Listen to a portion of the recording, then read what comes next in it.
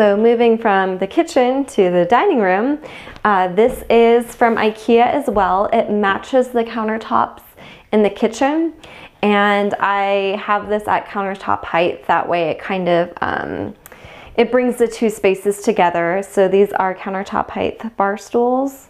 I guess they wouldn't be bar stools if they're countertop height. I'm not sure. And then what I also did was this lifts up. So then I have all this extra space right here. So I haven't quite figured out a way to affix this to the wall, but that's soon to come. I have some ideas. So I have a feeling about 95% of the time the table will be down like this, but just if I happen to need extra space. There's that, and then I have a casement window right here.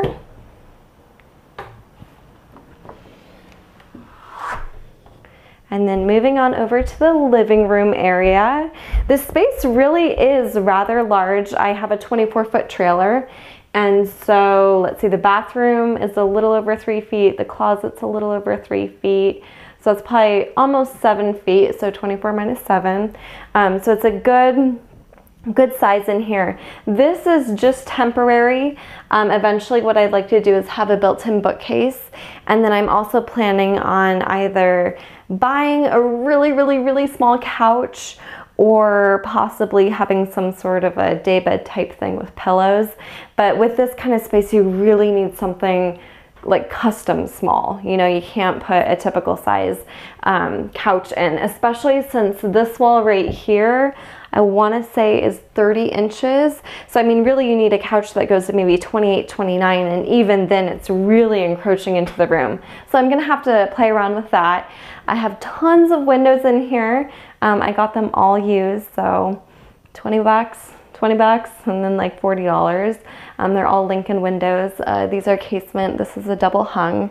I decided to keep these exposed. I'll just repaint them with Rust-Oleum, but I kind of like the look. I like the fact that they're a little industrial, a little rustic. And then going on up into the loft, this is the full width of the house, and then it is just a little over 10 feet long. So it's a good amount of space up there. I'm gonna have a queen size bed. It's kind of a disaster right now. It's kind of a storage area for all the stuff that I'm moving in. But you kind of get the idea. There's 3 windows, so there's lots of natural light. They all open, so there'll be a lot of airflow. And I'm really happy with the height as well. So what I did was I really made the ceiling height in the bathroom and the closet as low as I possibly could without being ridiculous. And that gave me a whole lot of extra space in the loft.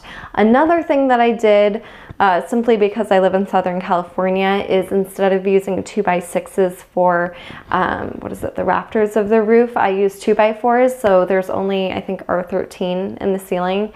And again, because I live in Southern California, I figured I didn't need that extra insulation, and I would rather have that extra headroom instead. And then the ladder is custom built. If I were to do it again, I would have put a slope even just this much, because when you're climbing up, it really feels like you're leaning backwards, even though technically you're not. I'm used to ladders like this, so it doesn't freak me out, but a few of my friends are like, are you kidding? So that's that, and I think that's it.